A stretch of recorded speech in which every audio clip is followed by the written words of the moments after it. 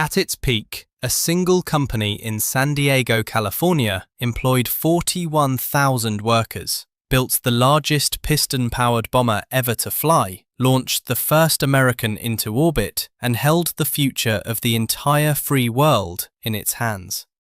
41,000 workers, in one city, building machines that could carry nuclear weapons across entire oceans without stopping once to refuel. Walk through the factory floors of the Consolidated Aircraft plant at Lindbergh Field in 1943, and what you would see would stop your breath. Machines stretching the length of city blocks, fuselages rising like steel cathedrals, workers, nearly 40% of them women, assembling the bones of aircraft that would define a war and then reshape an entire era of human history. This was not just a factory. This was the industrial heart of American power. At the height of its dominance, the company ranked fourth among all United States corporations by value of wartime production contracts, ahead of Douglas Aircraft, ahead of Boeing, ahead of Lockheed. It built the world's most produced bomber of all time. It constructed the rocket that carried John Glenn into orbit. It manufactured the first aircraft capable of striking any target on Earth from American soil without refueling. It designed the world's first operational supersonic bomber. Then something went catastrophically wrong. Not in one moment, not in one decision, but slowly, then all at once, like a great machine grinding itself apart from the inside. The factories fell silent, the workers scattered. The complex in Kearny Mesa was demolished, bulldozed flat. Homes and office parks now stand where history was made. So how does a company that powerful, that dominant, that essential, simply cease to exist? This is the story of Convair, its rise, its glory, its collapse. A story of innovation, hubris, and the brutal arithmetic of a changing world. Welcome inside the empire that once ruled the jet age, and the long, dark story of how it was lost. Hello everyone. Before we start, make sure to like and subscribe to the channel and leave a comment with where you're from and what time you're watching. These stories take real time to research and produce, and your support is what makes all of it possible. Now, let's go back to the beginning. 1923, Buffalo, New York. A 36-year-old former military pilot named Major Reuben Hollis Fleet, born on March 6, 1887, in Montesano, Washington, stood at the center of a dying company and decided to build something entirely new. The Gallaudet Aircraft Company had just been liquidated. Its assets were scattered. Its future was gone. Fleet saw something others didn't. He purchased the remnants, folded in a set of aircraft designs from the dissolving Dayton Wright Company, and incorporated the Consolidated Aircraft Corporation on May 29, 1923. It started modestly. They leased space from an old Curtiss factory in Buffalo. They built training planes for the government. They refined their craft one contract at a time.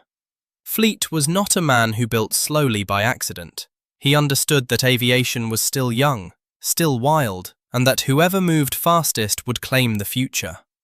He acquired the Thomas Morse Aircraft Company in 1929, adding engineers and expertise to a workforce that was already hungry.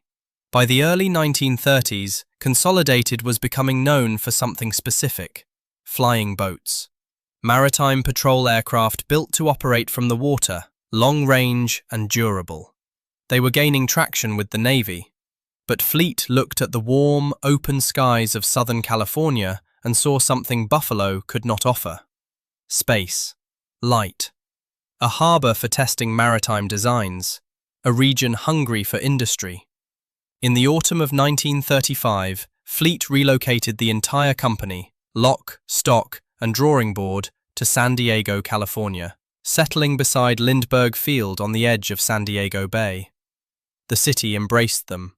The Chamber of Commerce had spent years trying to draw aviation firms south. Now they had one of the finest. Consolidated arrived and immediately set about constructing what would become a 247,000 square foot continuous flow manufacturing facility. The first production PBY Catalina flying boat was launched into San Diego Bay in 1936. The first XPB-2Y1 Coronado test aircraft flew in 1937. The machine was running. The foundations were being laid. By 1941, Consolidated was San Diego's largest employer, with 25,000 workers on the payroll, a number that would nearly double within a year. But here's the thing.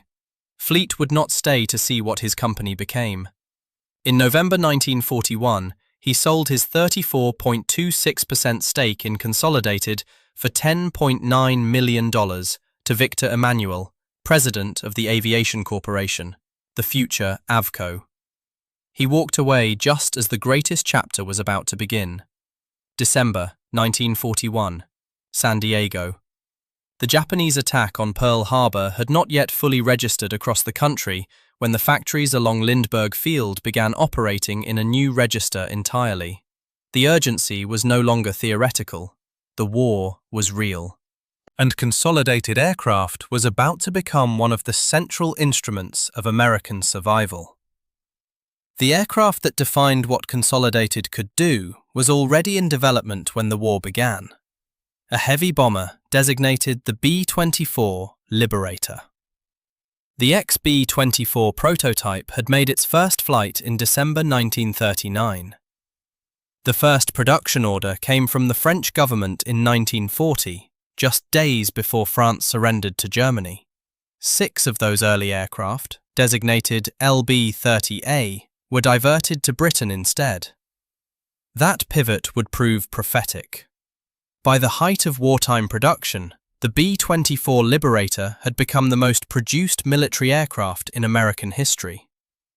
More than 18,500 of these machines were built across multiple factories and dozens of production contracts. No other bomber, no other heavy aircraft, no other multi-engine design in history has ever matched that number. The B-24 could carry a payload superior to the older Boeing B-17 Flying Fortress, while also traveling greater distances. It served in every theater of the war: the Pacific, the Atlantic, the European skies over Germany. Alongside the Liberator, Consolidated continued producing the PBY Catalina flying boat, which remained in production until May 1945. Over 4,000 Catalinas were built. They hunted submarines. They rescued downed pilots from the ocean. It was a Catalina that located the German battleship Bismarck in 1941, helping to seal that vessel's fate. The scale of the San Diego operation was almost incomprehensible. By 1942, employment had expanded to 45,000 workers. Nearly 40% of them were women. 11 local feeder shops, spread across the surrounding suburbs, employed another 1,700 workers producing bulkheads, electrical harnesses, upholstered panels, and plexiglass moldings. The factory complex stretched toward the harbour like a low steel city, its blacked-out windows glowing dimly on the night shift while the waves of San Diego Bay washed nearby. By the end of the war, Consolidated Vultee, now merged with Vultee Aircraft in 1943 to become the entity the world would call Convair, had delivered more than £350 million of airframes, 13% of the entire national output. Then the war ended, and everything changed. August 1945, San Diego. Victory should have felt complete. It did not feel complete on the factory floor. The telegrams announcing the end of the war in the Pacific arrived almost simultaneously with the cancellation notices. $1,178 million worth of military contracts were terminated almost overnight. Production at Convair's 8 wartime divisions collapsed until only 5 remained operating at meaningful capacity. The company scrambled. Management attempted something genuinely ambitious: diversification. They tried to pivot into civilian markets, consumer products, gas and electric ranges, freezers, buses. It was a logical instinct, perhaps, but entirely the wrong move for an organization built around the precision demands of military aviation. The results were disastrous. One industry history noted plainly that Convair's management succeeded only in proving that defense work was hardly adequate preparation for producing unrelated consumer goods. The financial bleeding was real. By 1947, Convair had accumulated a $16 million deficit.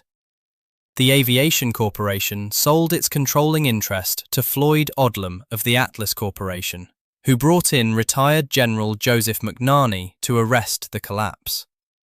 McNarney stabilized the finances and refocused the operation on what Convair actually knew how to do: build aircraft. Meanwhile, a new civilian venture was taking shape. The Convair CV-240, a twin-engine pressurized airliner conceived as a modern replacement for the aging Douglas DC-3, completed its prototype flight in March 1947 over San Diego Harbor and Point Loma. American Airlines placed the anchor order. The 240 evolved into the CV-340 and later the CV-440 Metropolitan.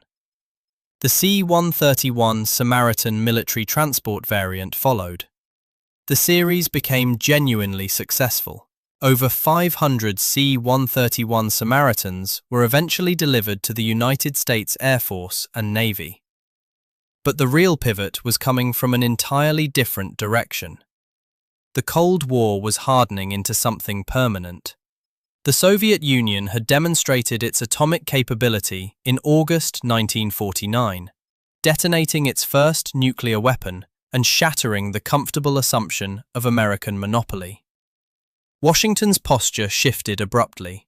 Defense spending surged. Convair, with its deep military relationships and its engineering talent, found itself precisely positioned to catch an enormous wave. In 1953, John J. Hopkins of General Dynamics moved to acquire Convair outright.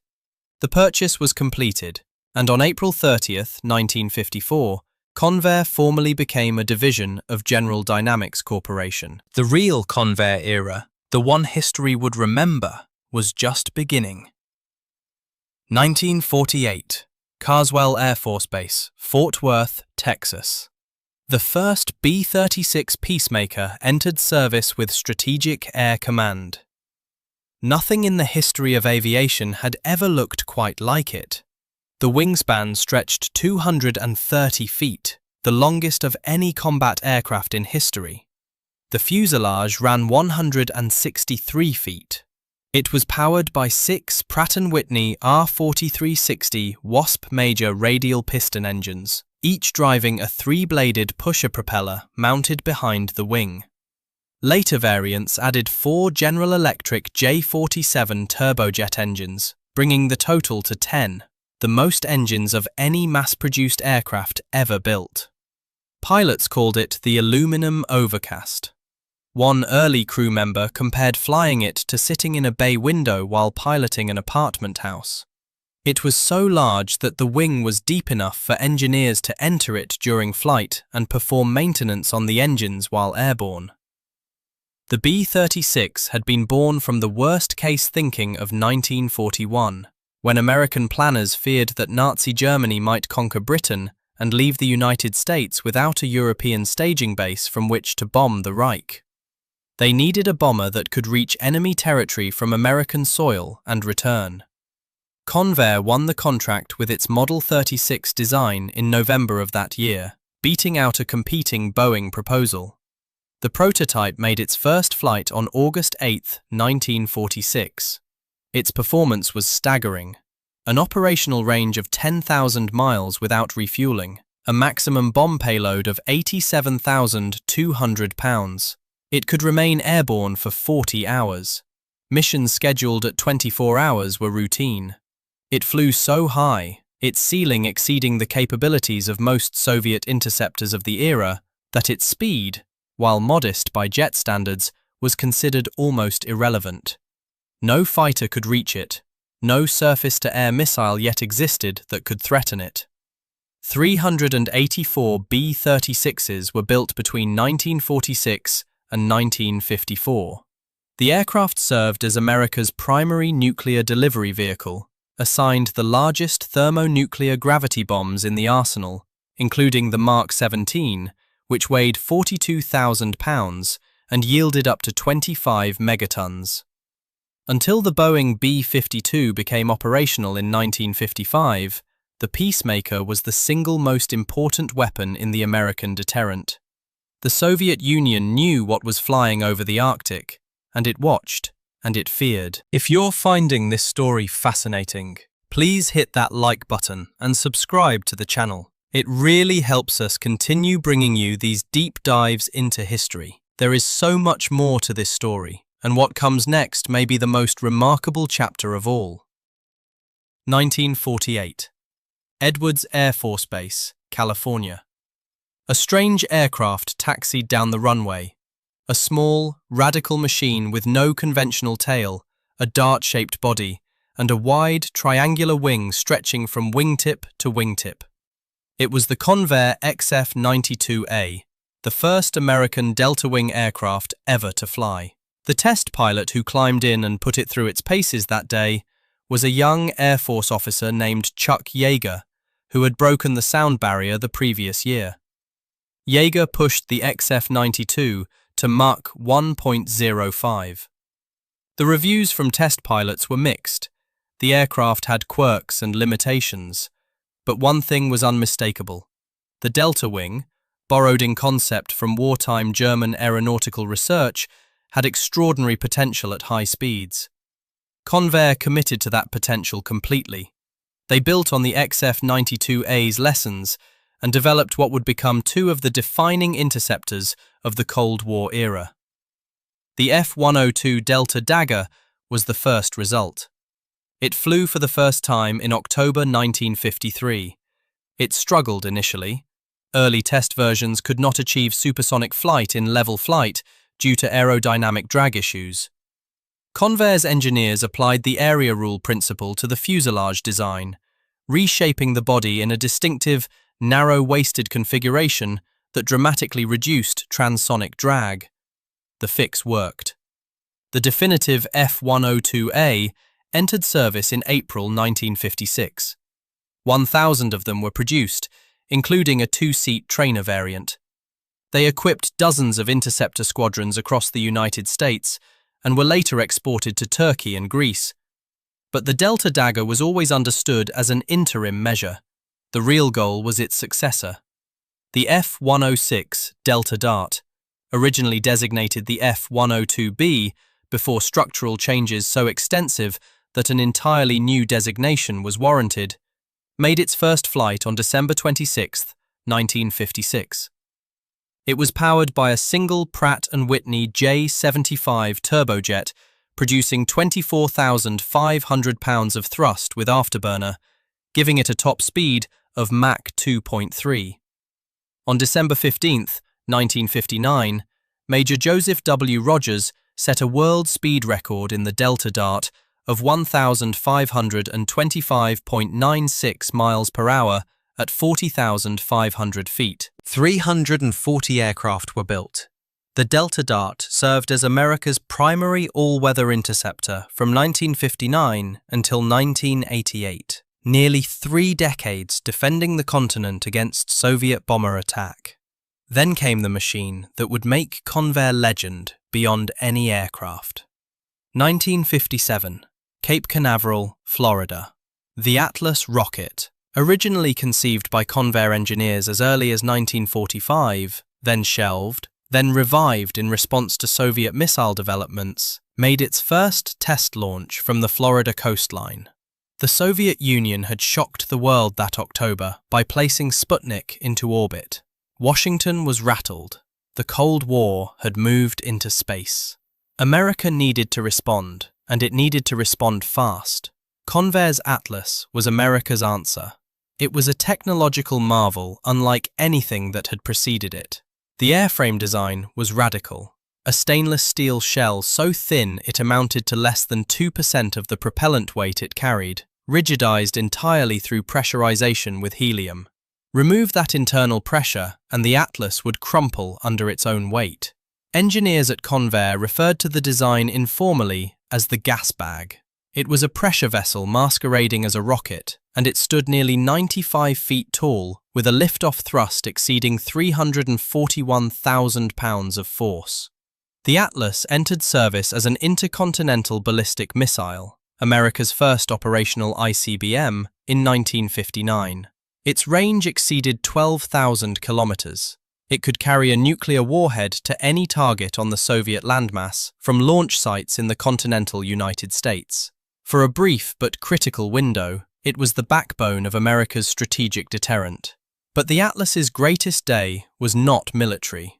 It came at 9:47 in the morning on February 20th, 1962, when a specially modified Atlas rocket designated LV-3B, carrying a Mercury spacecraft named Friendship 7 and a Marine Corps pilot named Lieutenant Colonel John Herschel Glenn Jr., lifted off from Launch Complex 14 at Cape Canaveral Air Force Station. 4 hours, 55 minutes and 23 seconds later, John Glenn splashed down in the North Atlantic Ocean as the first American to orbit the Earth. The nation exhaled. Walter Cronkite wept on television, and the rocket that made it possible was a Convair machine, born in San Diego, refined through years of classified testing, repurposed from weapon to vessel of human exploration. The Atlas family would continue launching American astronauts through the remainder of Project Mercury. Its descendant designs, combined with the liquid hydrogen Centaur upper stage, also designed by Convair, would go on to carry Pioneer 10 and Pioneer 11, the first spacecraft ever to leave the solar system entirely. Convair had put America in space. November 11, 1956, Carswell Air Force Base, Fort Worth, Texas. A sleek, arrowhead-shaped aircraft rolled to the end of the runway and accelerated into the cold Texas air. It was the Convair B-58 Hustler, the first aircraft in history designed and built to fly at twice the speed of sound while delivering a nuclear payload. It was beautiful in the way that dangerous things can be beautiful. Delta-winged, wasp-waisted, it looked less like a conventional bomber and more like something drawn by a science fiction illustrator who had been given access to classified Air Force contracts. In December 1952, Convair had been awarded the contract to develop what the Air Force designated the SAB-51, a supersonic aircraft bomber. The program was the first weapon system contract in Air Force history, meaning Convair was responsible not just for the aircraft itself, but for every element of its operation: engines, training materials, spare components, navigation systems. Over 1 million individual items in total. The Hustler could cruise at Mach 2, approximately 1,320 miles per hour, and reach altitudes of over 63,000 feet. It carried a unique combination bomb and fuel pod slung under its fuselage, allowing it to jettison the pod after releasing its nuclear weapon, dramatically reducing drag for the return flight. Powered by 4 General Electric J79 turbojets in underwing pods, it set 19 world speed records during its operational life. A B-58, designated Greased Lightning, flew from Tokyo to London, a distance of 12,920 kilometers, in 8 hours and 35 minutes. That record still stands. 116 B-58s were eventually built. They entered operational service in March 1960 and flew with 2 Strategic Air Command wings, the 43rd Bombardment Wing and the 305th Bombardment Wing. By the early 1960s, Convair was simultaneously building the B-58 Hustler, launching Atlas rockets into orbit, producing the F-106 Delta Dart, and developing new civilian airliners. It employed 18,000 workers in San Diego alone. It had built the largest piston bomber ever constructed, the fastest jet bomber operational in the American inventory, the first American Delta Wing aircraft, and the rocket that carried the first American into orbit. This was the summit. This was the peak. And somewhere below, almost invisible, a crack had already begun to form. April 1956, San Diego. In the boardrooms and engineering departments of Convair, a decision was being made, one that would, in retrospect, define the second half of the company's existence. The commercial jet airliner market was exploding. Boeing had announced the 707. Douglas was developing the DC-8. The era of the propeller-driven airliner was ending, and every major manufacturer was scrambling to stake a claim in the new jet age of civilian aviation.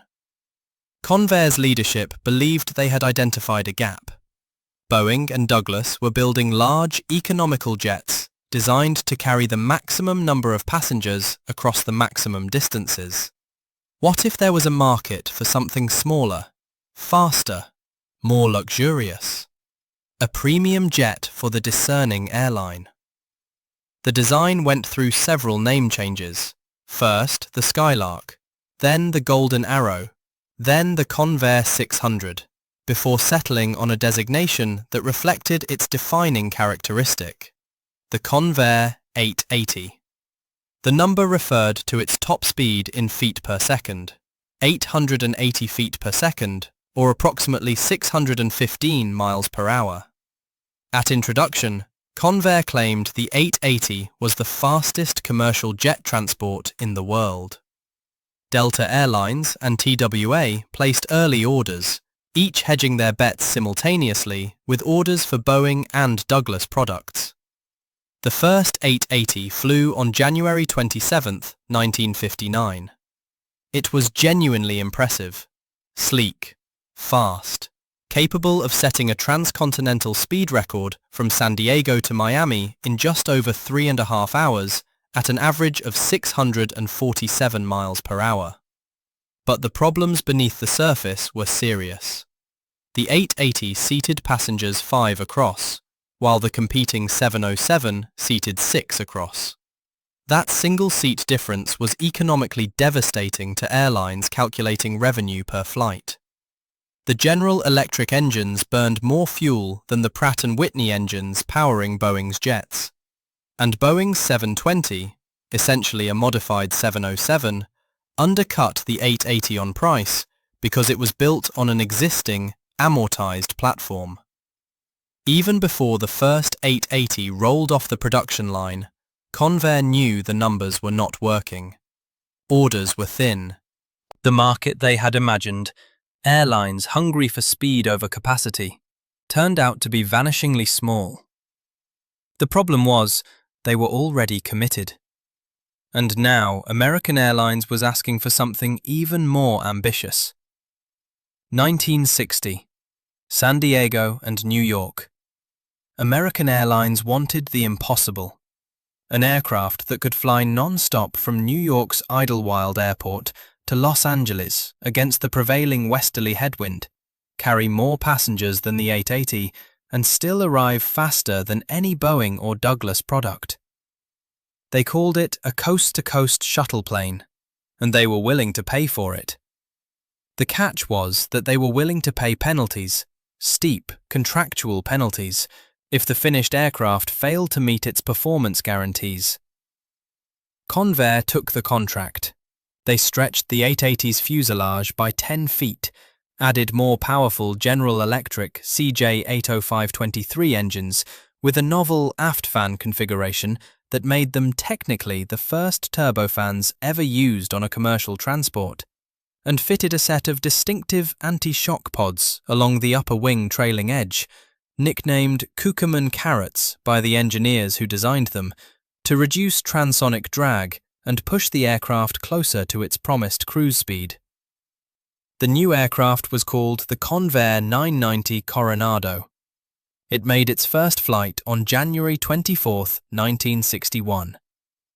Almost immediately, the problems emerged.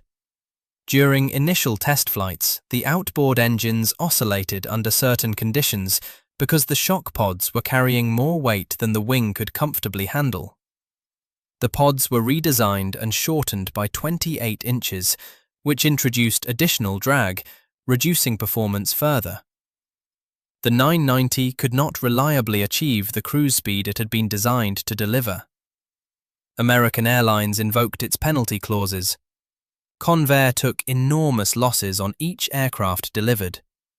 Other carriers, those without the foresight to negotiate written performance guarantees, accepted their aircraft and quietly moved them on to the secondary market when conditions allowed. By the time the production line shut down in 1963, only 37 990 Coronados had been built. Combined with 65 880s, General Dynamics had produced just 102 commercial jet airliners in total. The financial damage was historic. General Dynamics lost approximately $185 million on the 880 alone. Some estimates place the combined losses on both programs considerably higher, approaching $500 million. At the time, it was among the largest corporate losses in American business history. Convair would never again design and build a commercial passenger aircraft. The era of its own civilian ambitions was over. We're halfway through this incredible story. If you're enjoying it, don't forget to like and subscribe. Your support means everything and helps us keep bringing you stories like this one. Stories that deserve to be told in full. Let's continue. 1965, Washington, D.C. Secretary of Defense Robert McNamara signed the order that the Air Force had been quietly dreading. The B-58 Hustler would be retired.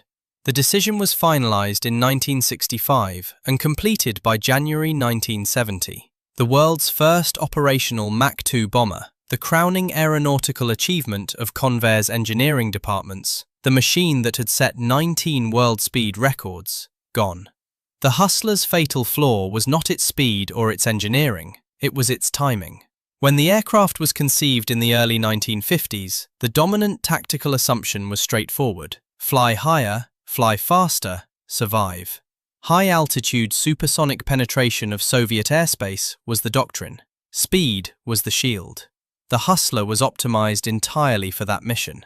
Then, on May 1, 1960, a Soviet surface-to-air missile designated the S-75 Dvina, known in the West as the SA-2 Guideline, reached up from the ground and shot down a Lockheed U-2 reconnaissance aircraft piloted by Francis Gary Powers at an altitude of 70,000 feet. The kill shocked the American military establishment. If a Soviet missile could reach a U-2 at that altitude, no bomber, regardless of its speed, was truly safe in high-altitude penetration. The Hustler's operational radius on internal fuel was also a persistent concern. At roughly 1,740 miles without aerial refueling, it could not reach most Soviet targets from American continental bases. It needed European staging, or an enormous tanker fleet dedicated to its support. General Curtis LeMay of Strategic Air Command had never fully embraced the aircraft, partly because its small size made it unsuitable for the kind of crushing conventional bomb loads he preferred, and partly because it demanded operational infrastructure that complicated deployment planning. Only 116 Hustlers were built. 9 were lost in fatal accidents during the aircraft's operational life, contributing to a reputation for being genuinely difficult to fly. Eccentric in its landing and stall characteristics, demanding of its crews. The aircraft never fired a weapon in anger. It flew training missions, it broke speed records, and then it was gone. 8 surviving airframes are preserved in museums across the United States. The B-58's retirement was a wound Convair could survive. What followed was far deeper. 1963 through 1975, San Diego. The disasters of the 880 and 990 had not killed Convair, but they had transformed it. The company that had once designed bombers, interceptors, space rockets, and commercial jets entirely on its own terms was gradually becoming something else: a subcontractor, a manufacturer of parts for other companies' visions. In some ways, the transition was sensible. Convair's factories were enormous, well-equipped, and full of workers with precise skills in large-scale airframe fabrication. After the 990 line closed, the same San Diego facility pivoted to building fuselages for McDonnell Douglas. General Dynamics had maintained that relationship since 1968, when the DC-10 program began. They built sections of the DC-10. They built sections of the KC-10 extender, the military tanker derivative. By the early 1980s, they were building fuselages for the MD-11, McDonnell Douglas's wide-body successor. It was profitable work, but it was not the same as designing and flying the future.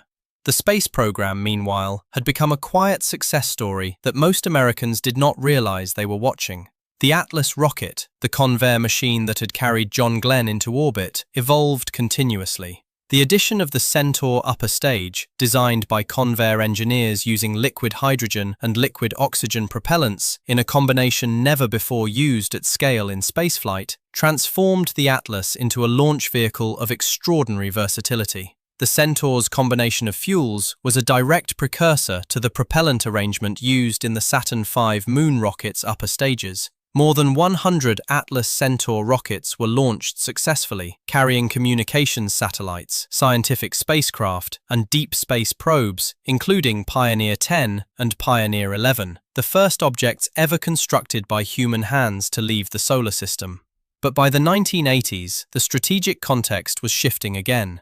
The Cold War was entering its final, strange phase. Defense budgets were being examined with new skepticism. The F-106 Delta Dart, Convair's last great interceptor, was being phased out by the F-15 Eagle beginning in 1981, transferred to Air National Guard units until its final retirement in 1988. One by one, the things that made Convair Convair were being removed from the inventory of the present.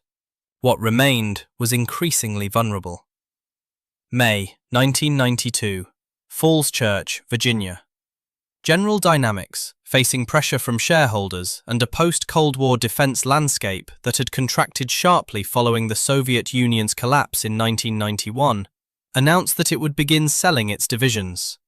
The era of the great American aerospace conglomerate, the era in which one company could simultaneously build nuclear bombers, launch rockets, and manufacture fuselages for competing jet manufacturers, was ending. The first piece to go was the Missile Systems Division. In May 1992, General Dynamics announced its sale to Hughes Aircraft Company. The Pomona and San Diego missile operations, which had produced the Terrier surface-to-air naval missile in the 1960s and 70s, and later developed the BGM-109 Tomahawk cruise missile and the AGM-129 Advanced Cruise Missile, were transferred to Hughes and relocated to Tucson, Arizona. The San Diego workers who had built those weapons found themselves either relocated or out of work. In March 1993, General Dynamics sold its Fort Worth aircraft division, the plant originally constructed to produce B-24 Liberators, later used to build F-111 Aardvark fighter bombers and F-16 Fighting Falcons, to the Lockheed Corporation. All intellectual property, legal rights, and production capability went with it. The building that had been the wartime nerve center of Convair's most important military work now belonged to a competitor. In 1994, General Dynamics sold the Space Systems Division, the inheritor of the Atlas rocket program, to Martin Marietta, which would itself merge with Lockheed to form Lockheed Martin. The Atlas family that had launched America into orbit, that had sent the Pioneer probes toward the stars, was now owned by someone else entirely. Company spokesman Ray Lewis, speaking to reporters, framed the decisions with corporate precision. General Dynamics was focusing on its two most profitable businesses, tanks and nuclear submarines. Aerospace was over. The piece that remained, the San Diego fuselage operation, still producing sections for the MD-11, employed approximately 1,900 workers. General Dynamics announced it was seeking a buyer. For 2 years it found none willing to meet its terms. On July 1, 1994, the decision was made. The plant would close. The end was no longer theoretical. 1994 through 1996, San Diego. The closure of the Convair Aircraft Structures Unit happened in stages, almost clinically.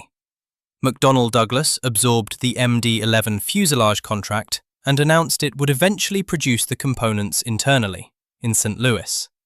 The San Diego workers, some of them third-generation employees whose grandparents had riveted Catalina flying boats in the same yards during the 1930s, worked their final shifts and walked out through the gates for the last time. The numbers told the story in brutal simplicity. At its wartime peak, the workforce had numbered 41,000. At the time of closure, approximately 1,900 remained. The defense contractor that had once been the largest single civilian employer in San Diego County, that had for half a century been synonymous with the city itself, was leaving. Not moving, leaving. General Dynamics closed its Kearny Mesa complex and authorized its demolition. Between 1994 and 1996, the bulldozers moved through what had been one of the most consequential aerospace facilities in American history. The wind tunnel, where aircraft from the F-106 to the Tomahawk cruise missile and the Global Hawk unmanned aerial vehicle had been tested, was eventually repurposed as the San Diego Air and Space Technology Center, one of the few physical remnants of what had once existed there. The Lindbergh Field Plant, where the B-24 Liberators had been built during the war in enormous numbers, was demolished entirely. A consolidated rental car facility now occupies that land. The homes and office parks that spread across the Kearny Mesa site show no trace of what stood there. No memorial, no marker visible from the street. In 1996, General Dynamics deactivated all remaining legal entities associated with the Convair division.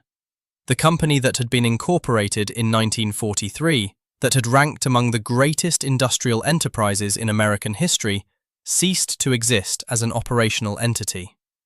The last Atlas-based launch vehicles continued flying, carrying successors' names and other companies' dreams long into the 21st century. The Delta Darts had been recycled into target drones, shot out of the sky above ranges in Florida and California. The B-36 Peacemakers, all but 4, had been cut apart and melted down years before. What had once filled 41,000 workers' days, shaken San Diego's mornings with the sound of test flights, and carried men into orbit, was silent. Stand at the edge of Kearny Mesa in San Diego today and look at what the land holds. Residential neighborhoods, commercial buildings. The unremarkable geography of a city that has moved on. The wind still comes off the Pacific, as it always has.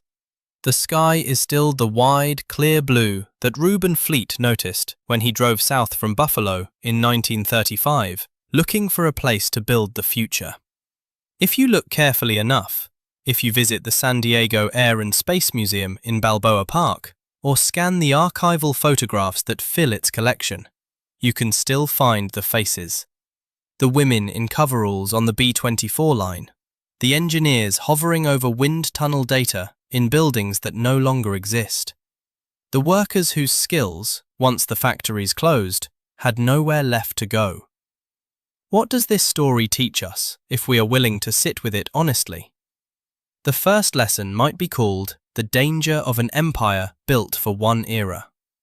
Convair was forged in the specific pressures of a specific historical moment, the industrialized total war of 1939 to 1945, followed by the existential nuclear standoff of the Cold War. Every capability it possessed was optimized for that context. When the context changed, when the Cold War ended and defense budgets contracted, when the commercial aviation market demanded economics over speed, when missiles replaced manned bombers, Convair's strengths became its liabilities. An organization built to dominate one era has no guarantee it will survive the next. The second lesson concerns the cost of hubris in a market that does not reward being right in the wrong direction. The Convair 880 and 990 were, in purely engineering terms, impressive aircraft. The 990 remains the fastest non-supersonic commercial transport ever produced. But the market did not reward speed alone. Boeing and Douglas understood something Convair did not. Airlines do not buy the fastest airplane, they buy the most economical airplane. Being technically superior in the wrong dimension is indistinguishable from being wrong. The third lesson is about institutional identity. For half a century, Convair was San Diego. It was the city's largest employer, its defining industry, the engine of its middle class. When it left completely. No gradual transition, no economic cushion constructed in advance. 1,900 people in 1994 where 41,000 had worked in 1943. From 1923 to 1996, 73 years. From a leased factory in Buffalo to the threshold of space. From flying boats to the rockets that carried the first American into orbit. What remains is the record. The Peacemaker in the museum at Wright-Patterson. The Hustler at the Strategic Air Command Museum in Ashland. The Friendship 7 capsule at the Smithsonian, carried aloft by a Convair machine, still carrying the fingerprints of San Diego. Empires fall, but the things they built, sometimes those endure.